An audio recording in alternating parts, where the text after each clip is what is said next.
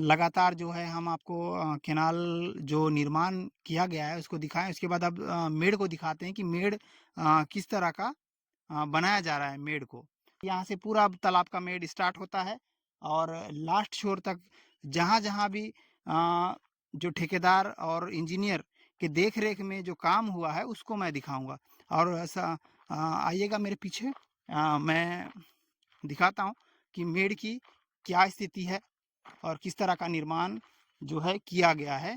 जो अक्सर आप देखते होंगे कि कहीं पे भी जो कार्य होता है उसका गुणवत्ता कहीं न कहीं कम होती है, तो लिए उस कार्य को छुपाने के लिए सीमेंट का छिड़काव किया जाता है। यहाँ से वहाँ तक जो ब्लैक आपको दिख रहा होगा, ये उसी का कारनामा है, ये पूरा छिड़का गया है। और उससे पहले मैं आपको दिखा दूँ कि ये जो आपको दिख रहा होगा दरार, यहाँ से लेकर उस तरफ तक लगभग 2 से ढाई मीटर का दरार है। ये मेड़ है, तालाब का मेड़ है, उस पे दरार आप स्पष्ट देख सकते हैं। इसके बाद हम आपको और आगे ले चलते हैं और वहाँ की स्थिति को भी दिखाएँगे। ठेकेदार के द्वारा लगातार इस तरह का भ्रष्ट कार्य किया जा रहा है। ये दरारें आप देख सकती हैं, दरारें भी दिख रही हैं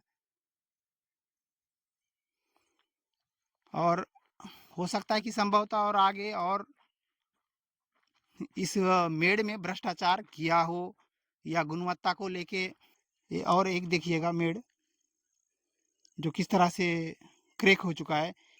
जो सीमेंट और रेत है इसके ऊपर से भरा गया है उन गड्ढों को छुपाने के लिए, उन दरारों को छुपाने के लिए रेत और सीमेंट का ऊपर से लेप किया गया है, लेकिन फिर भी दरारें आपको स्पष्ट नजर आ रही हैं। हम आगे लेकर चलते हैं कि और कहाँ-कहाँ पे क्या दिखेगा। तो मेड़ की स्थिति को दिखा रहे हैं। इस तरफ देखिएगा किस तरह से जो दरारें हैं वो दिख रही हैं। लगातार आपको हम मेड़ की स्थिति को दिखा रहे हैं और आपको अब ज़ूम करके दिखाते हैं कि किस तरह से जो है मेड़ में जो है दरारें जो बना हुआ है उस पे दरारें दिख रही हैं।